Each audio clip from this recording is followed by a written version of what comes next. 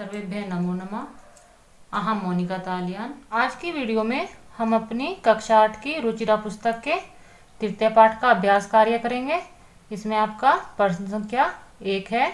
अधोलिखिता नाम प्रश्नानाम उत्तराणि एक पदेन लिखत। यहाँ जो आपके प्रश्न लिखे हुए हैं इनके उत्तर आपको एक पद में देने हैं। एक पद का अर्थ आप जानते हैं कि आपको केवल एक शब्द में ही इनके उत्तर देने होते हैं।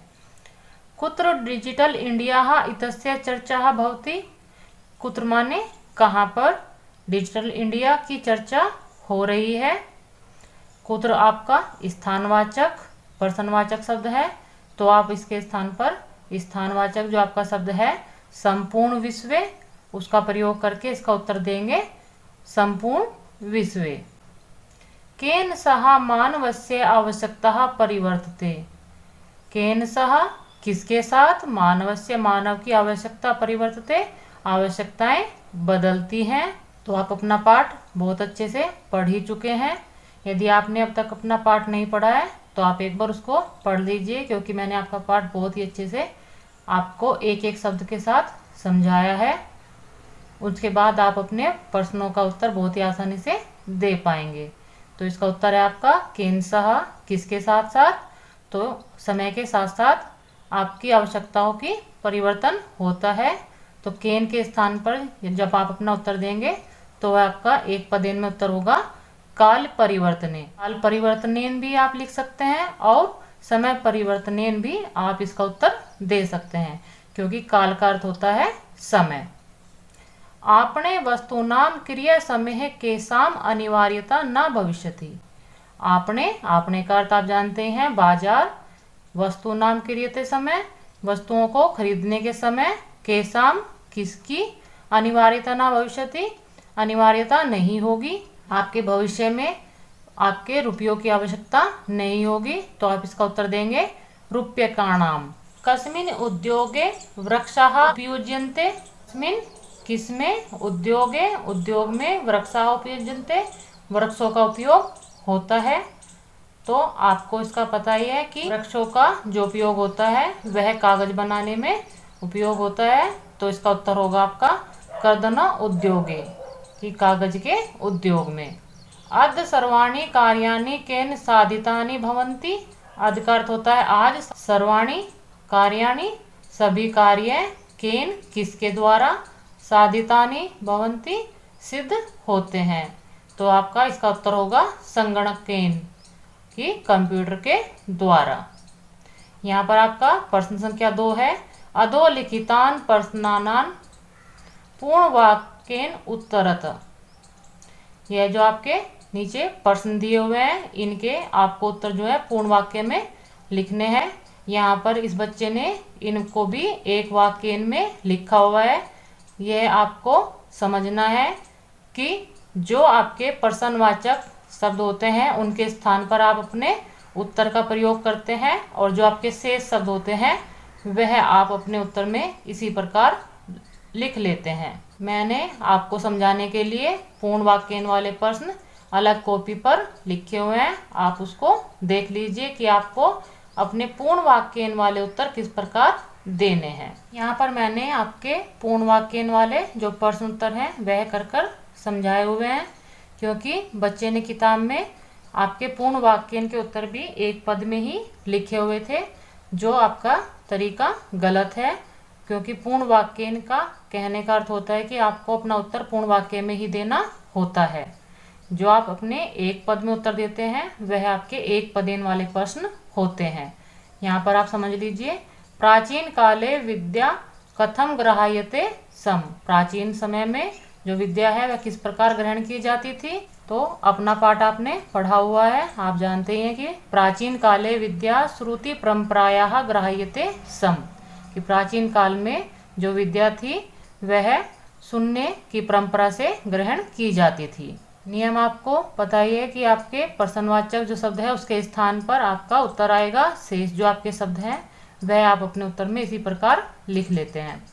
वृक्षाणाम कर्तनम कथम नूनताम यास्यति। वृक्षों का कटान वह किस प्रकार कम हो सकता है। वृक्षाणाम कर्तनम संगणक प्रयोगेन न्यूनताम यास्यति, कि जो वृक्षों का कटान है वह कंप्यूटर के प्रयोग से न्यूनतम हो सकता है, क्योंकि यदि हम अपने कंप्यूटर का प्रयोग अधिक करेंगे तो हमें कागज की आवश्यकता नहीं पड़ेगी, और जब हमें कागज की आवश्यकता नहीं होगी तो हमारे वृक्षों को भी हमें अधिक काटने की आवश्यकता नहीं होगी। चिकित्सालय कस्य आवश्यकता अद न अनुभूयते। चिकित्सालय का अर्थ है आपका हॉस्पिटल, कस्य किसकी आवश्यकता, अद का अर्थ होता है आज, ना अनुभूयते अनुभूतित नहीं होती, कि चिकित्सालय या हॉस्पिटल में आज किसकी आवश्यकता अनुभूतित नहीं होती। चिकित्सालय रुपये का नाम, यहाँ पर रुपये का नाम मैंने इसलिए लिखा है क्योंकि रुपये के बहुवचन का प्रयोग किया है। यह आपका षष्ठी विभक्ति एकवचन का शब्द है, लेकिन इसके उत्तर को मैंने बहुवचन के रूप में प्रयोग किया है, क्योंकि आपको 1 रुपये से कोई भी लाभ नहीं है, बहुत सारे पैसों की आवश्यकता होती है। तो मैंने यहाँ पर आपके बहुवचन वाले शब्द का ही प्रयोग किया है कि रुपये का नाम आवश्यकता अद ना अनुभूयते। हॉस्पिटल में आजकल रुपयों की आवश्यकता नहीं होती। वयम कस्याम दिशि अग्रेसर रामः। वयम का अर्थ होता है हम सब, कस्याम किस दिशि दिशा में, अग्रसर आगे बढ़ रहे हैं। वयम डिजि भारते दिशि अग्रसर रामः। वयम हम सभी डिजिटल भारत की दिशा में आगे बढ़ रहे हैं। वस्त्र पुटके केसाम आवश्यकता न भविष्यति। वस्त्र पुटके की वस्त्र खरीदने के समय आपको किसकी आवश्यकता नहीं होगी। यह आपके भविष्य की बात हो रही है कि वस्त्र पुटके वस्त्र खरीदने के समय आपको रुपये का नाम, रुपयों की आवश्यकता ना भविष्यति, कि रुपयों की आवश्यकता नहीं होगी। यहाँ पर रुपयों की जो आवश्यकता कह रहे हैं यह आपके कैश, जो हम अपने हाथ में नोट रखते हैं, उनके बारे में हो रही है। यदि आप सामान खरीदेंगे तो आपको पैसों की तो आवश्यकता होती है, लेकिन वह आपके एटीएम के माध्यम से या अन्य जो आपके साधन हैं, क्रेडिट कार्ड, डेबिट कार्ड या मोबाइल के माध्यम से आप उसका बिल पे कर सकते हैं। आपको कैश की आवश्यकता नहीं है। यहाँ पर रुपये का नाम आवश्यकता ना भविष्यति, इस बात का जो भाव है वह आपके कैश लेन देन से है, ना कि रुपयों से। इनको समझने के बाद हम अपनी पुस्तक से अगला प्रश्न समझ लेते हैं। यहाँ पर आपका अगला प्रश्न है, रेखांकित पदस्य अन्य अधिकृत प्रश्न निर्माणम कुरुत, कि जो आपके रेखांकित पद है ये इनके स्थान पर आपको अपने प्रश्नवाचक शब्द यहाँ पर लिखकर आपने प्रश्नों का निर्माण करना है। इसके लिए आप अपने किम सर्वनाम वाले जो शब्द रूप हैं उनको तीनों ही लिंगों में आपको याद होना चाहिए। उसकी वीडियो आपके चैनल की प्लेलिस्ट की इजी ट्रिक में आपको मिल जाएगी, आप वहां से जाकर उनको देख सकते हैं। उसके बाद आप अपने प्रश्न निर्माण वाले प्रश्नों को और भी आसानी से करना सीख सकते हैं। यहाँ पर इस बच्चे ने कार्य किया हुआ है, लेकिन यहाँ पर इसने जो कार्य किया हुआ है वह केवल जो आपके रेखांकित पद है उनका ही इसने यहाँ पर उत्तर लिखा हुआ है कि उनके स्थान पर क्या प्रयोग होगा, लेकिन यह आपके प्रश्न का निर्माण करने का सही तरीका नहीं है। आप इस पर ध्यान दीजिए कि आपका जो वाक्य है उसमें जो रेखांकित पद है उसके स्थान पर आप इन शब्दों का प्रयोग करेंगे, और जो आपके शेष शब्द हैं उनको आप अपने प्रश्न निर्माण वाले वाक्य में ऐसे ही लिख लेंगे। भोजपत्रो ऊपरी लेखनम आरभम। यहाँ पर आपका इस वाक्य में लेखनम जो है वह रेखांकित पद है, उसके स्थान पर जो प्रयोग होगा वह आपका किम शब्द प्रयोग होगा। तो आपका वाक्य बनेगा भोजपत्र ऊपरी किम आरभम, कि भोजपत्र के ऊपर क्या आरंभ हुआ। लेखनार्थम कर्दस्य आवश्यकतायाः अनुभूति न भविष्यति। कर्दस्य जो शब्द है उसके स्थान पर आपका कस्य शब्द प्रयोग होगा। यह आपका षष्ठी विभक्ति का एकवचन का शब्द है, तो इसके स्थान पर आपका किम सर्वनाम में षष्ठी विभक्ति एकवचन का ही शब्द प्रयोग होगा। लेखनार्थम कस्य आवश्यकता अनुभूति न भविष्यति, कि लेखन के लिए किसकी आवश्यकता की अनुभूति नहीं होगी। विश्राम गृहेषु कक्षम सुनिश्चितम भवेत्। विश्राम ग्रहेसु आपका रेखांकित पद है, तो इसके स्थान पर आप अपने कुत्र जो आपका प्रश्नवाचक शब्द है, यह आपका अव्यय जो प्रश्नवाचक शब्द है उनमें से है, यह आपके किम सर्वनाम का शब्द नहीं है। आप इस बात का भी ध्यान रखिए कि कुछ शब्द आपके प्रश्नवाचक में अव्यय भी होते हैं। जो आपका विश्राम ग्रहेसु, विश्राम घर में कक्ष जो सुनिश्चित होता है, उसके स्थान पर, विश्राम गृह के स्थान पर आपने कुत्र प्रयोग करके जो वाक्य बनाएंगे वह होगा आपका कुत्र कक्षम सुनिश्चितम भवेत। कहाँ पर कक्ष सुनिश्चित होता है। सर्वाणि पत्राणि चल दूरभाष यंत्रे सुरक्षितानि भवन्ति। इस वाले वाक्य में आपका चल दूरभाष यंत्रे आपका रेखांकित पद है, तो ये आपका सप्तमी विभक्ति एक वचन का शब्द है, तो आप अपने सप्तमी विभक्ति एक वचन वाले शब्द को ही प्रयोग करके किम सर्वनाम से शब्द बनाएंगे कस्मिन। वाक्य बनेगा आपका सर्वाणि पत्राणि कस्मिन सुरक्षितानि भवन्ति, कि सभी पत्र कहाँ पर सुरक्षित होते हैं। वयम उपचारार्थम चिकित्सालयम गच्छामः। इस वाले वाक्य में आपका उपचारार्थम जो शब्द है वह आपका रेखांकित शब्द है, उसके स्थान पर आप किमर्थम जो आपका अव्यय शब्द है उसका प्रयोग करेंगे, तो आपका वाक्य बनेगा वयम किमर्थम चिकित्सालयम गच्छामः, कि हम सब किस लिए हॉस्पिटल जाते हैं। आप अपने किम सर्वनाम वाले और जो आपके अव्यय प्रश्नवाचक शब्द हैं उनको याद करके अपने प्रश्न निर्माण वालों को बहुत ही आसानी से कर सकते हैं। आपकी प्रश्न संख्या 4 है, उदाहरणम अनुसृत्य विशेषण विशेष्य मेलनम कुरुत, कि जैसे आपका उदाहरण में दिया हुआ है कि विशेषण और विशेष्य का आपको मेल करना है। विशेषण आप जानते ही हैं, जो आपके विशेष्य की विशेषता बताते हैं वह आपके विशेषण कहलाते हैं, और जिनकी विशेषता बताई जाए वह आपके विशेष्य होते हैं। यहाँ पर आपके 2 भाग दिए हुए हैं, इधर आपके विशेषण है, ये आपके विशेष्य हैं। यह जो नीचे आपके 2 शब्द मैंने लिखे हैं यह आपके आगे वाले पेज पर आए हुए थे, वे भी मैंने आपके यहीं पर लिख दिए हैं। तो आपका यहाँ पर यह प्रश्न पूर्ण हो जाता है। इसको समझाने के लिए मैंने आपको यहाँ पर अलग से संख्या दी हुई है कि कौन सा किसके साथ मेल आपका होगा। जैसे मौखिकम ज्ञानम, यह आपका सामने ही मेल हो रहा है। मनोगतः, मनोगता का जो मेल होगा वह तृतीय वाले भाग में होगा, काले में। टंकिता, टंकिता का जो आपका मेल होगा वह आपका कार्याणी के साथ होगा। यहाँ पे मैंने आपकी संख्या भी लिखी हुई है। महान, जो आपका महान है वह आपका उपकार के साथ मेल हुआ है, और मुद्रा विहीन का जो मेल है वह आपका विनिमय के साथ हुआ है। आप इस प्रकार अपने इस वाले प्रश्न को कर लेंगे।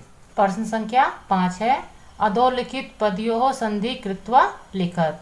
यह जो आपके नीचे पद दिए हुए हैं इनमें आपको संधि कर कर लिखना है। यह कार्य भी मैंने आपका किया हुआ है, आप इसको समझ लीजिए। यहाँ पर आपके सभी शब्दों में आपकी स्वर संधि ही है। तो यहाँ पर आप देखेंगे पदस्य और आपका प्लस में अस्य है, तो इसका आ और आ मिलकर आपका आ हो जाता है। तो आपका जो शब्द बनेगा वह है आपका पदस्यास्य। तालपत्र प्लस ऊपरी, तालपत्र में आपका ऊपरी शब्द की जो है वह संधि हो जाएगी। यहाँ से आप आ और ऊ को मिलाएंगे तो आपका ओ बनता है।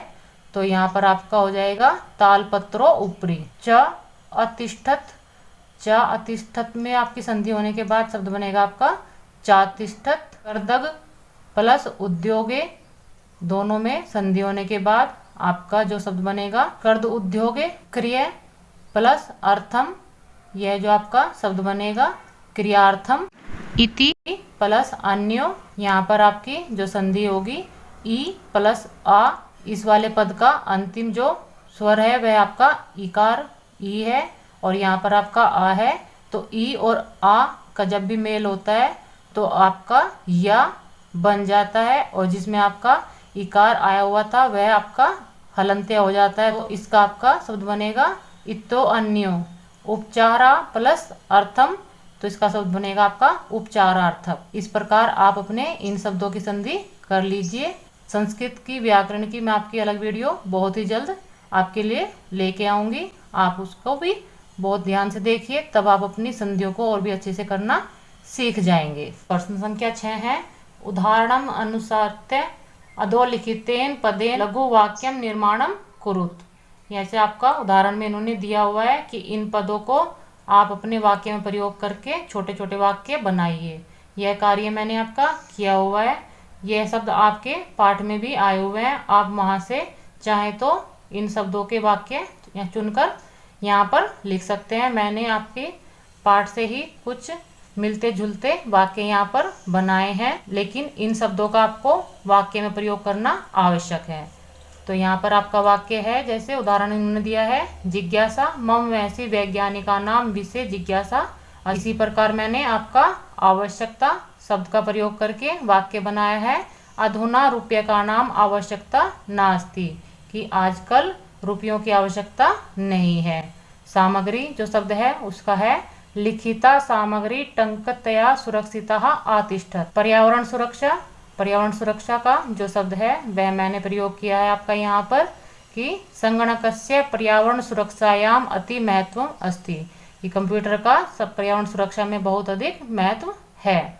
विश्राम गृहम, इस वाले शब्द का मैंने प्रयोग किया है आपका यहाँ पर, विश्राम गृहेषु कक्षम सुनिश्चितम अस्ति, कि विश्राम घर में कक्ष सुनिश्चित है। इस प्रकार ये मैंने आपके शब्दों को प्रयोग करके वाक्य बनाए हुए हैं। आप चाहें तो इनसे भिन्न भी वाक्य बना सकते हैं। प्रश्न संख्या 7 है आपकी, उदाहरण अनुसारम कोष्टक प्रदत्तेषु पदेषु चतुर्थी प्रयुज्य रिक्त स्थान पूर्यति कुरुत, कि जो आपके यहाँ ब्रैकेट में कुछ पद दिए हुए हैं उनमें आप अपनी चतुर्थी विभक्ति का प्रयोग करके इन रिक्त स्थानों को पूरा आपको करना है। इसके लिए आपको आपके शब्द रूप याद होने चाहिए, पुल्लिंग में, स्त्रीलिंग में और नपुंसकलिंग में। उसकी भी इजी ट्रिक मैंने आपको शब्द रूप के रूप से आपकी प्लेलिस्ट में आपको मिल जाएगी। आप उनसे सीख लीजिए कि आप अपने पुल्लिंग के शब्द रूप कैसे पहचान सकते हैं और उसमें आपकी कौन सी विभक्ति है उसको आप किस प्रकार पहचान सकते हैं। यह भी आपको उस वीडियो में बहुत ही आसानी से बताया गया है। जैसे आपका भिक्षुकाय धनम दातुम, कि भिक्षुकों के लिए धन दो। यहाँ पर आपका भिक्षुक जो शब्द है उसमें इन्होंने चतुर्थी विभक्ति का प्रयोग करके भिक्षुकाय यह शब्द लिखा है।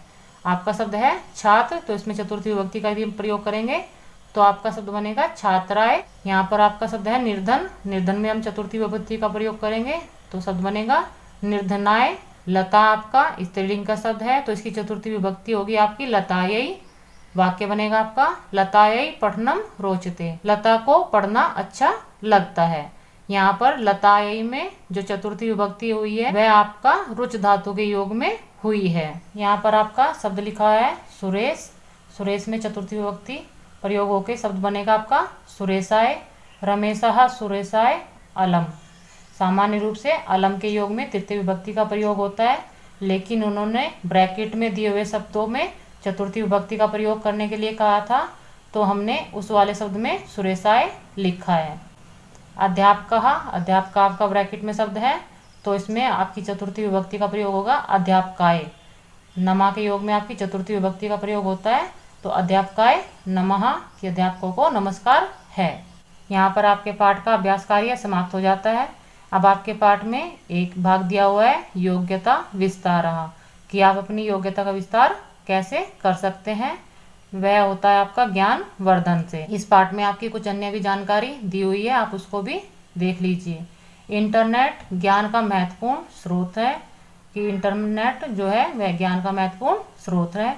इंटरनेट के माध्यम से किसी भी विषय की जानकारी सरलतापूर्वक मिल सकती है। यह आप सभी जानते हैं कि आज इंटरनेट के माध्यम से एक क्लिक के द्वारा ही विभिन्न आयामों को छुआ जा सकता है, कि आप जो चाहें वह इंटरनेट पर जाकर उसकी जानकारी आप प्राप्त कर सकते हैं।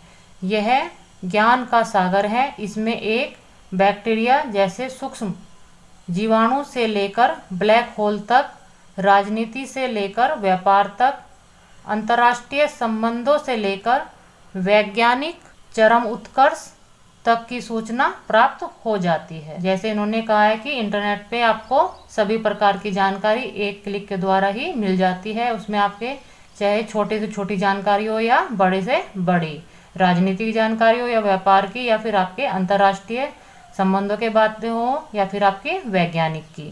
सामान्यतः हमें किसी भी जानकारी के लिए पुस्तकालय तक जाने की आवश्यकता होती है, पर अब हम घर बैठे उसे प्राप्त कर सकते हैं। यह एक सामाजिक प्लेटफॉर्म है जहां हम दुनिया के किसी भी कोने में बैठे लोगों से किसी भी विषय पर विचार विमर्श कर सकते हैं। यह आपका आज के समय में आप देख ही रहे हैं कि आप दूर होते हुए भी अपनी टीचर से किसी भी विषय में बात करके उस समस्या का समाधान प्राप्त कर सकते हैं। टीचर से या फिर आप जिससे भी पूछना चाहें, आपके YouTube पे जो मैं पढ़ा रही हूँ वह भी आपका इंटरनेट के माध्यम से ही हो पा रहा है। इस पर ईमेल सुविधा, वीडियो कॉलिंग आदि आसानी से उपलब्ध है। ऑनलाइन दूरस्थ शिक्षा जो आपका ऑनलाइन डिस्टेंस एजुकेशन है के माध्यम से लोग घर बैठे अपना पाठ्यक्रम पूरा कर सकते हैं। जैसे आपका पहले दूर से ही आपकी शिक्षाओं को घर बैठे ही पाठ्यक्रम को पूरा करा दिया जाता था, आज आपकी पढ़ाई भी उसी प्रकार हो रही है। आपकी वीडियो कॉल से, ईमेल के द्वारा आपको आपकी पढ़ाई की सामग्री भेजी जा रही है। यह मनोरंजन का मुफ्त साधन है। इसकी नेविगेशन फैकल्टी हमें एक स्थान से दूसरे स्थान पर पहुंचने में सक्षम है। हम इससे एक स्थान से दूसरे स्थान पर पहुंचने में सक्षम कहने का अर्थ है कि हम अपने घर पर बैठे हुए भी देश और दुनिया तक की सारी खबरें अपने पास रख सकते हैं। इसकी कभी छुट्टी नहीं होती। यह हमें 24x7 उपलब्ध है। 24x7 कहने का अर्थ है कि 24 घंटे और 7 दिन इसकी कभी भी कोई छुट्टी नहीं होती। आप जब चाहें अपने इंटरनेट के माध्यम से कभी भी पढ़ाई कर सकते हैं, कभी भी किसी के बारे में जानकारी प्राप्त कर सकते हैं। आपकी बुक में यह वाला भाग आया है अनेक शब्दों के लिए एक शब्द। जैसे आपके अनेक शब्दों के लिए एक शब्द उन्होंने प्रयोग किया है। यहाँ पर आपके 2 शब्द लिखे हुए हैं, यहाँ पर आपके बहुत सारे शब्द लिखे हुए हैं। इन सब के लिए आपका एक ही शब्द है, उसको आप समझ लीजिए। ज्ञातुम इच्छा की जानने की इच्छा को हम किस प्रकार कह सकते हैं एक शब्द में, तो वह होगी आपकी जिज्ञासा। कर्तुम इच्छा करने की इच्छा, करने की इच्छा को हम एक शब्द में कैसे कह सकते हैं, चिकीर्षा। पातुम इच्छा पाने की इच्छा जो आपकी होती है वह आपकी एक शब्द में होती है पिपासा। भोक्तुम इच्छा, भोक्तुम इच्छा का अर्थ होता है खाने की इच्छा, उसके लिए हम एक शब्द प्रयोग करेंगे बुभुक्षा। जीवितुम इच्छा जीने की इच्छा के लिए जो शब्द होगा आपका जिजीविषा। गंतुम इच्छा जाने की इच्छा के लिए आपका जो शब्द प्रयोग होगा एक, वह है आपका जिग्मिषा। इस प्रकार आपके अनेक शब्दों के लिए एक शब्द प्रयोग करना इन्होंने सिखाया है। आपका दूसरे वाला जो प्रश्न है वह है आपका तुमुन प्रत्यय में तुम शेष बचता है। यह प्रत्यय के लिए अर्थ में प्रयुक्त होता है। जैसे इन्होंने यहाँ पर आपके मूल धातु में तुमुन प्रत्यय का प्रयोग करके शब्द बनाए हैं और वह आपके किस प्रयोग में होते हैं वह इन्होंने दिखाया है। तुमुन प्रत्यय के बारे में भी आपको मैं आपकी जो संस्कृत व्याकरण वाली वीडियो कराऊंगी उसमें आपको समझाऊंगी। संस्कृत व्याकरण वाली जो भी आपकी आगे आने वाले समय में वीडियो होंगी, संस्कृत व्याकरण में मैं आपके वर्णमाला से लेकर जो भी आपके संस्कृत व्याकरण में भाग आते हैं वह सभी आपको संस्कृत व्याकरण वाले खंड में कराऊंगी। उसको भी आप आगे आने वाले समय में देख लीजिए। उनको देखने के लिए आपको चैनल को सब्सक्राइब करना होगा। यहाँ पर हम देख लेते हैं कि इन्होंने तुमुन प्रत्यय का प्रयोग किस प्रकार किया है। ये आपका क्री धातु है और इसमें तुमुन प्रत्यय को करने के बाद जो आपका शब्द बना है वह आपका कर्तुम, क्योंकि इन्होंने बताया कि तुमुन प्रत्यय में आपका तुम शेष बचता है और आपका के लिए अर्थ में प्रयोग होता है। तो क्री धातु का अर्थ होता है क्रिय करने और तुमुन प्रत्यय का प्रयोग होने के बाद आपका शब्द बनेगा करने के लिए। दा का अर्थ होता है देना। तुमुन प्रत्यय का प्रयोग करके शब्द बनेगा आपका दातुम और जो अर्थ होगा वह देने के लिए। खाद प्लस तुमुन का जो शब्द बनेगा वह आपका खादितुम और आपका जो अर्थ होगा खाने के लिए। पठ प्लस तुमुन शब्द बनेगा आपका पठितुम, अर्थ होगा पढ़ने के लिए। लिख प्लस तुमुन शब्द बनेगा लिखितुम, अर्थ होगा लिखने के लिए। गम प्लस तुमुन शब्द बनेगा आपका गंतुम, अर्थ होगा जाने के लिए। आप यदि ध्यान देंगे तो आपके इस वाली धातु में कुछ आपकी धातु ऐसी भी हैं जो अपने जब शब्द उनके धातु रूप चलते हैं तो वे अपना रूप परिवर्तन कर लेती हैं, जैसे गम। लेकिन जब आपके प्रत्यय का प्रयोग होता है तो वह आपकी मूल धातु में प्रयोग होता है, ना कि उसके परिवर्तित रूप में। यह सब नियम आपको मैं संस्कृत व्याकरण वाली वीडियो में आगे समझाऊंगी। मिलते हैं अगली वीडियो में। सर्वेभ्य नमो नमः।